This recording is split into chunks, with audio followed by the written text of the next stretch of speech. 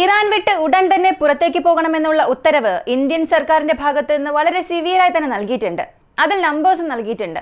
ഇവയെല്ലാം നമ്മുടെ വാട്സപ്പ് ഗ്രൂപ്പിൽ മെസ്സേജായി ഷെയർ ചെയ്തിട്ടുണ്ട്. ഇതുകൂടാതെ നിങ്ങളുടെ പക്കലുള്ള ഏതെങ്കിലും വാഹനങ്ങൾ എന്തുമാകട്ടെ അതുവഴി എങ്ങനെയെങ്കിലും രക്ഷപ്പെടുക, തെഹ്റാൻ വിട്ട് പുറത്തേക്ക് പോവുക, സുരക്ഷിതമായ നഗരത്തിൽ താമസിക്കുക, ലാൻഡ് ബോർഡർ വഴി ഇറാൻ വിട്ട് പുറത്തേക്ക് പോവുക എന്നുള്ളതാണ് ഇന്ത്യൻ സർക്കാർ നൽകിയിട്ടുള്ള മുന്നറിയിപ്പ്. ഒരു വലിയ മുന്നറിയിപ്പ്. ഈ മുന്നറിയിപ്പ് എന്തുകൊണ്ടാണെന്ന് നിങ്ങൾക്ക് എല്ലാവർക്കും മനസ്സിലായിട്ടുണ്ടാകും. കാരണം ഇസ്രായേൽ ഇന്ന് തെഹ്റാനിൽ ഒരു വലിയ ആക്രമണം നടത്താൻ പദ്ധതിയിട്ടിരിക്കുകയാണ് എന്ന വിവരം എല്ലാ മാധ്യമങ്ങളിലും വന്നിരുന്നു. G7 രാജ്യങ്ങളുടെ അനുമതി ലഭിച്ചതിന് ശേഷം തീർച്ചയായും ഇസ്രായേൽ മറ്റൊരു വ്യത്യസ്തമായ തലത്തിൽ തന്നെ ഇറാനെ ആക്രമിക്കും. അതുകൊണ്ടാണ് ഇന്ത്യൻ സർക്കാർ ഇങ്ങനൊരു തീരുമാനം എടുത്തിരിക്കുന്നത്. സമാനമായ പ്രധാനപ്പെട്ട അപ്ഡേറ്റ്സ് നിരവധി വന്നിട്ടുണ്ട്. എല്ലാം ഈ വീഡിയോയിലൂടെ വിശദമായി അറിയാം.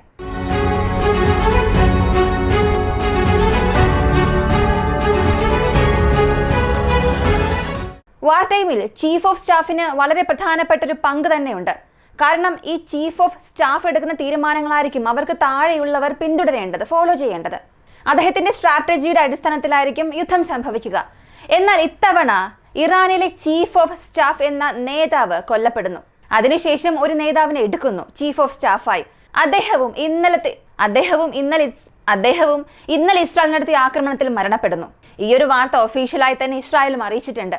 ഇസ്രായേലിന്റെ ഈ ഒരു അറിയിപ്പ് നന്നായി ശ്രദ്ധിച്ചാൽ മനസ്സിലാകും.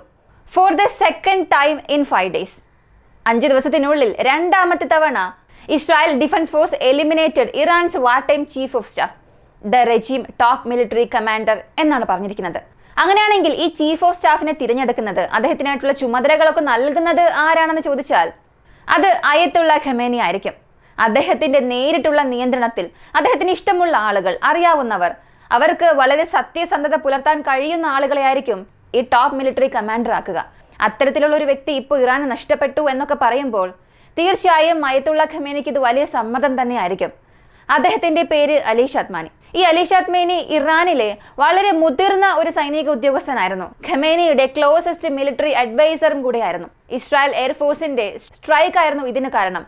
കൃത്യമായ ആക്രമണത്തിലൂടെ ഇദ്ദേഹത്തെ നശിപ്പിച്ചു എന്നുള്ള വിവരം പുറത്തു വന്നു. ഇറാനിൽ ഇതിനകം തന്നെ ഒരുപാട് നേതാക്കന്മാർ കൊല്ലപ്പെട്ടു, ഒരുപാട് പേര് ഇല്ലാതാക്കി. ഇങ്ങനെ അവസാനമായി മരിച്ച ചീഫ് ഓഫ് സ്റ്റാഫിനെ നിയമിച്ചിട്ട് 2 ദിവസം മാത്രമേ ആയിട്ടുള്ളൂ. അദ്ദേഹത്തെയും ഇസ്രായേൽ അവരുടെ ആക്രമണത്തിൽ കൊന്നു. അതും ഇറാനുള്ളിൽ വന്ന് കൊന്നു എന്നൊക്കെ പറയുമ്പോൾ ഇസ്രായേലിന്റെ ലക്ഷ്യം എപ്പോഴും ഈ ടോപ്പ് പൊസിഷനിലുള്ളവരായിരിക്കും. ഇസ്രായേൽ ഇത് വലിയ രീതിയിൽ വിശ്വസിക്കുന്നുണ്ട്. ഉയർന്ന സ്ഥാനത്തിലുള്ളവരെ നശിപ്പിക്കുകയാണെങ്കിൽ താഴെയുള്ളവർക്ക് പിന്നെ പ്രവർത്തിക്കാൻ സാധിക്കില്ല, അവർക്ക് ഉത്തരവ് നൽകാൻ ആരും തന്നെ ഉണ്ടാകില്ല.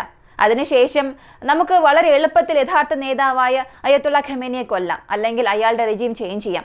എങ്ങനെയായാലും ഇത് 7 ദിവസം വലിച്ചുകൊണ്ടു പോകാൻ ഇസ്രായേൽ ശ്രമിച്ചുകൊണ്ടിരിക്കുകയാണ്. G7 രാജ്യങ്ങളുടെ ഒരു യോഗം നടന്നു. അതിൽ എന്തെങ്കിലും ഔട്ട്പുട്ട് ലഭിച്ചോ എന്ന് ചോദിച്ചാൽ അവർ തന്നെ വളരെ ബ്ലാങ്കായി പറഞ്ഞു, ഞങ്ങളുടെ സപ്പോർട്ട്, G7 രാജ്യങ്ങളുടെ സപ്പോർട്ട് ഇസ്രായേലിനുണ്ടായിരിക്കും. അവരുടെ അതിജീവനത്തിന് വേണ്ടി, നിലനിൽപ്പിന് വേണ്ടി അവർക്ക് എന്ത് വേണമെങ്കിലും ചെയ്യാമെന്നും പറഞ്ഞിരുന്നു. ഇങ്ങനെ G7 യോഗം നടന്നുകൊണ്ടിരിക്കുമ്പോൾ തന്നെ മാക്രോൺ ഇടയിൽ വെച്ച് പുറത്തേക്ക് ഇറങ്ങി വന്നു. ചോദിച്ചപ്പോൾ ഇല്ല, ഇറാനും ഇസ്രായേലിനും ഇടയിൽ ഒരു സീസ് ഫയർ ഉണ്ടാക്കാൻ വേണ്ടിയാണ് ഞാൻ പോയതെന്ന് അദ്ദേഹം പറഞ്ഞു. ഉടൻ തന്നെ ഡൊണാൾഡ് ട്രംപ് അദ്ദേഹത്തിന്റെ ട്രൂത്ത് സോഷ്യൽ മീഡിയയിൽ പറഞ്ഞൊരു കാര്യം, ഈ പബ്ലിക് സ്പീക്കിംഗ് എപ്പോഴും ജനങ്ങൾ കാണണം, ജനങ്ങൾ തന്നെ സ്തുതിക്കണം എന്നൊക്കെ ചിന്തിക്കുന്ന നേതാക്കന്മാരിൽ ഒരാളാണ് മാക്രോൺ. G7 രാജ്യങ്ങളുടെ യോഗം നടന്നുകൊണ്ടിരിക്കുകയായിരുന്നു. ആ സമയം അദ്ദേഹം പകുതിയിൽ വെച്ച് തന്നെ ഇറങ്ങിപ്പോയി. ചോദിച്ചതിന് സീസ് ഫയർ ഉണ്ടാക്കാൻ പോകുന്നു എന്നാണ് പറഞ്ഞത്. സത്യത്തിൽ അങ്ങനെ ഒരു സീസ് ഫയർ നടന്നിട്ടേ ഇല്ല. ഞാൻ ഇപ്പോഴാണ് G7 യോഗത്തിൽ നിന്നും പുറത്തേക്ക് വന്നത്. സീസ് ഫയറിന് വേണ്ടിയല്ല, അതിലും വളരെ പ്രധാനപ്പെട്ട കാര്യത്തിന് വേണ്ടിയാണ് എന്ന് അദ്ദേഹത്തിന്റെ ഒഫീഷ്യൽ ട്രൂത്ത് സോഷ്യൽ മീഡിയയിൽ അദ്ദേഹം ഇങ്ങനെ ഒരു ഇൻഫർമേഷൻ നൽകി. അപ്പോൾ മാക്രോണിനും അമേരിക്കയ്ക്കും ഇടയിൽ ചില ഉരസലുകൾ ഉണ്ടെന്നുള്ളത് ഈ ഒരു കോൺവെർസേഷനിലൂടെ തന്നെ നമുക്ക് മനസ്സിലാക്കാൻ സാധിക്കും. ഇതിനകം തന്നെ മാക്രോണും അമേരിക്കയ്ക്കും ഇടയിൽ ചില ഉരസലുകൾ ഉണ്ടെന്ന കാര്യം നമുക്ക് അറിയാവുന്ന കാര്യമാണ്. അങ്ങനെയുള്ള G7 രാജ്യങ്ങളുടെ യോഗം അവസാനിച്ചു. ഇസ്രായേലിന് സപ്പോർട്ടായി അവസാനിച്ച ഉടൻ തന്നെ ഇസ്രായേൽ എന്ത് ചിന്തിച്ചിട്ടുണ്ടാകും? ഇതിനുശേഷം നമ്മെ തടയാൻ മറ്റാരും തന്നെ ഇല്ല, ഇനി നമുക്ക് ഇറങ്ങി അടിക്കാമെന്ന് ചിന്തിക്കുകയും ഇറാനെ ഇന്നവർ ഇറങ്ങി ആക്രമിക്കാനുള്ള സാധ്യതയുമുണ്ട്. പറഞ്ഞു വന്നാൽ ഒരുപാട് സ്ഥലങ്ങളിൽ അമേരിക്ക അവരുടെ വിമാനങ്ങളെല്ലാം മാറ്റിയിട്ടുണ്ട്. ഖത്തറിൽ പോലും അവരുടെ എയർബേസ് മുഴുവനായും കാലിയാക്കിയിട്ടുണ്ട്. ഇറാന്റെ ആക്രമണം ഒരുപക്ഷെ വർദ്ധിക്കുകയാണെങ്കിൽ തീർച്ചയായും അമേരിക്കയെ നോക്കിയും അവരുടെ ആക്രമണം ഉണ്ടാകും. കാരണം ഇറാൻ ഇപ്പോൾ നഷ്ടപ്പെടാൻ ഒന്നും തന്നെ ഇല്ല. ആ ഒരു സാഹചര്യം വന്നാൽ ശത്രു എവിടെ ഉണ്ട്, എവിടെ ആക്രമിച്ചാൽ ശത്രുക്കളെയൊക്കെ നശിപ്പിക്കാൻ കഴിയുമെന്നവർക്ക് തോന്നുന്നു അവിടങ്ങളിലെല്ലാം ആക്രമണം നടത്തും. ആ സ്ഥലങ്ങളിലെല്ലാം ആക്രമണം ഇറാൻ ചെയ്യാൻ ശ്രമിക്കും. അപ്പോൾ ഈ ഒരു ആക്രമണത്തിൽ അവരുടെ വ്യോമതാവളം നശിക്കപ്പെടാൻ പാടില്ല, വിമാനങ്ങൾ നശിപ്പിക്കപ്പെടാൻ പാടില്ല. അതുകൊണ്ടാണ് എയർബേസ് എല്ലാം തന്നെ അമേരിക്ക കാലിയാക്കിയത്. 24 മുതൽ 30 ടാങ്കർ വിമാനങ്ങളെ അവിടെ മിഡിൽ ഈസ്റ്റിൽ നിർത്തിവെച്ചിരിക്കുകയാണ്. ഇടയ്ക്കിടെ ഇസ്രായേലിന്റെ IAFന് ഇസ്രായേൽ എയർഫോഴ്സിന് ആവശ്യമായ മിഡ് എയർ ഫ്യൂവൽ റീഫ്യൂവൽ അമേരിക്കയും UK ചേർന്ന് ചെയ്തുകൊണ്ടിരിക്കുകയാണ് എന്ന വിവരവും നമ്മൾ അറിഞ്ഞു. ഇന്നലെ രാത്രി മുതൽ അയത്തുള്ള ഖമേനി ഒരു മെസ്സേജ് ഫോർവേഡ് ചെയ്തു. ആ മെസ്സേജ് വളരെ വൈറലാവുകയും ചെയ്തു. യഥാർത്ഥത്തിൽ ആ ഒരു മെസ്സേജിലെ ഇമേജ് അതൊരു ആർട്ടിഫിഷ്യൽ ഇന്റലിജൻസ് ജനറേറ്റഡ് ആയിരുന്നു. AI ജനറേറ്റഡ് ഇമേജ് വെച്ചുകൊണ്ട് അദ്ദേഹം പറഞ്ഞിരിക്കുന്നത് വിക്ടറി ഫ്രം അല്ല ആൻഡ് വിക്ടറി ഈസ് നിയർ. ദൈവത്തിൽ നിന്നും വിജയം എത്രയും പെട്ടെന്ന് വരാൻ പോവുകയാണ് എന്നൊരു വിവരം അദ്ദേഹം നൽകി. ഇതുവരെയും ഇല്ലാത്ത രീതിയിലുള്ള ഒരു ആക്രമണം ഞങ്ങൾ നടത്താൻ പോവുകയാണ് എന്നും പറഞ്ഞു. അങ്ങനെ ഒരു വലിയ ആക്രമണം ഇറാൻ ചെയ്തു എന്നുണ്ടെങ്കിൽ ഇന്ന് നമ്മൾ മറ്റൊരു രീതിയിലായിരിക്കും വാർത്ത പറയേണ്ടി വന്നിരിക്കുക. എന്നാൽ വലിയ ആക്രമണമൊന്നും സംഭവിച്ചില്ല.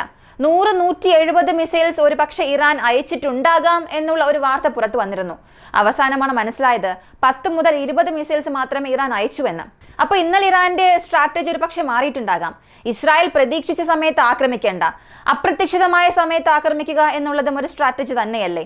ആ സ്ട്രാറ്റജി ഫോളോ ചെയ്യുന്നുണ്ടോ എന്നുള്ള ചോദ്യത്തോടു കൂടി ഇന്നലത്തെ ആക്രമണത്തിൽ വലിയ ഇമ്പാക്റ്റ് ഒന്നും ഇസ്രായേലിന് സംഭവിച്ചില്ല. ഇതിനകം ഹൈഫ ഭാഗത്തും ടെൽ അവീവ് ഭാഗത്തും നടത്തിയ ആക്രമണം, ആ ഒരു ഇമ്പാക്റ്റ് അത് വലിയ രീതിയിൽ തന്നെ ഇസ്രായേലിന് നെഗറ്റീവായി മാറിയിരുന്നു. കാരണം ഒരുപാട് മരണങ്ങൾ സംഭവിച്ചു, ഒരുപാട് ഇൻഫ്രാസ്ട്രക്ചർ നശിപ്പിച്ചു. എന്നാൽ അതിനുമപ്പുറം ഇറാനെ കൊണ്ട് പുതുതായി വലിയൊരു നഷ്ടം ഇറാന് നേടിക്കൊടുക്കാൻ കഴിയില്ല എന്നുള്ളതും ശ്രദ്ധേയമാണ്. പക്ഷെ ഇസ്രായേൽ ഇറാനെതിരെ നടത്തുന്ന ആക്രമണം, ഈ ആക്രമണത്തിൽ എല്ലാ രാജ്യങ്ങൾക്കും അവരുടെ ഇൻഫർമേഷൻസ് നൽകിയിട്ടുണ്ട്. ഇന്നലെ പോലും തെഹ്റാനെ കാലിയാക്കുക എന്ന് ഇസ്രായേൽ ഒരു മുന്നറിയിപ്പ് നൽകിയിരുന്നു.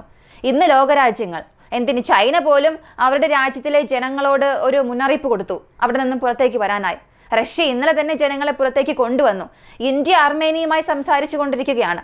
ഇന്ത്യയുടെ ഫോറിൻ മിനിസ്ട്രിയുടെ ഭാഗത്ത് നിന്നും അർമേനിയയ്ക്ക് ഒരു കോൾ പോയിരുന്നു. അവിടെ നിന്നും അർമേനിയയിലേക്ക് വരുന്ന ഇന്ത്യക്കാരെ രക്ഷിച്ച് തിരികെ ഇന്ത്യയിലേക്ക് തന്നെ അയക്കണം, ഇങ്ങനൊരു സഹായം അർമേനിയോട് ചോദിച്ചിട്ടുണ്ട്. അപ്പോൾ ഓരോ രാജ്യങ്ങളും അവരുടെ രാജ്യത്തെ ജനങ്ങളെ സംരക്ഷിക്കുന്നതിൽ ശ്രമങ്ങൾ എടുക്കുന്നുണ്ട്. അപ്പോൾ ഇറാനെതിരെ ഇസ്രായേൽ നടത്തുന്ന ഈ ഒരു ആക്രമണം എന്നത് വളരെ ഹ്യൂജ് ആയിരിക്കാൻ പോവുകയാണ്. ഇറാൻ അത് എങ്ങനെ തടയാൻ പോകുന്നു എന്നുള്ളത് ആർക്കും തന്നെ അറിയില്ല. ഇറാന് നേരിട്ടുള്ള സഹായം എന്തെങ്കിലും ലഭിച്ചോ എന്ന് ചോദിച്ചാൽ അതും ഇല്ല. ഇതുവരെയും ഇറാന് നേരിട്ടുള്ള സഹായം ലഭിച്ചിട്ടില്ല. എന്നാൽ ഇന്ന് ഇറാൻ ചില പ്രധാനപ്പെട്ട ഡ്രോൺസ് ലോകരാജ്യങ്ങൾ പരിചയപ്പെടുത്തി കൊടുത്തിട്ടുണ്ട്. പുതിയ മോഡൽ ഡ്രോൺസ് എന്നൊക്കെ പറഞ്ഞാലും ആ ഡ്രോൺസ് എത്ര എണ്ണം അവരുടെ പക്കൽ ഉണ്ടെന്നത് പുറത്തു വന്നില്ല. കാരണം പുതുതായി ഡ്രോൺ കണ്ടെത്തിയിട്ടുണ്ട്. അത് ഉടൻ തന്നെ മാനുഫാക്ചർ ചെയ്യണമെന്നുണ്ടെങ്കിൽ അതിനൊക്കെ ഒരു അല്പ സമയമെടുക്കും.